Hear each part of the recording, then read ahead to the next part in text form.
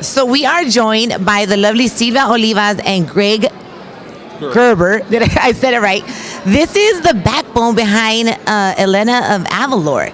And I love that. I love that you guys are both visionaries and we're honoring you guys tonight. How does that feel to be invited to such an amazing gala with an organization that is all about the positive depiction of Latinos? I'm excited to be here. Craig and I met 3 years ago and started discussing Elena, and we knew we had to get it right. There were going to be a lot of eyeballs on the show, and we were joking. We said, we'll know we get it right if we get nominated for an Impact Award. And here we are, so I think we did something right. Talk about manifestation, right? Yeah, I mean, we made this princess, we created this character with the hope that it would be a princess for children who didn't have a princess that looked like them. Someone to look up to, a role model. And that was really important to us. And to see that character being embraced by the Latino community in this way is phenomenal. Such an honor. And how did you guys feel when you guys saw your project really come to life? Was it, describe it in one word. Or maybe a few, right? I don't know if you could describe a feeling in just one word. I can't. I'm Latina. I can't describe something in one word, but I can tell you it really hit me when we went to Disney World this past summer, and Elena she made a royal debut.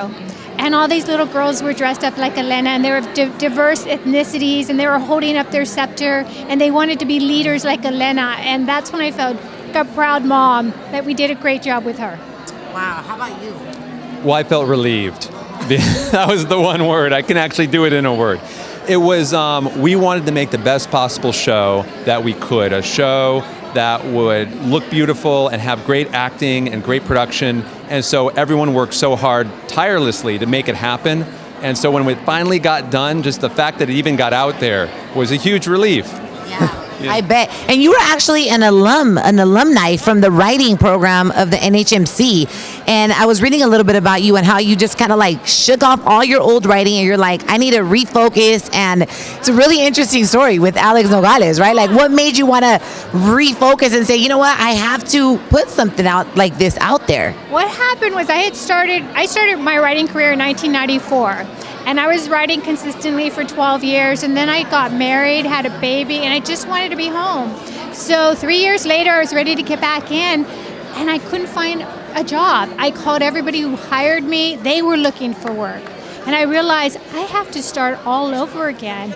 And then I heard about the NHMC program, writing program.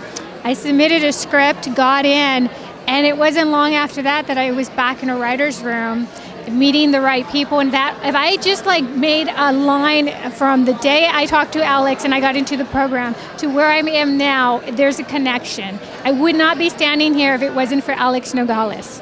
Oh my God, Alex is great, and I'm so excited that you guys are joining the party tonight.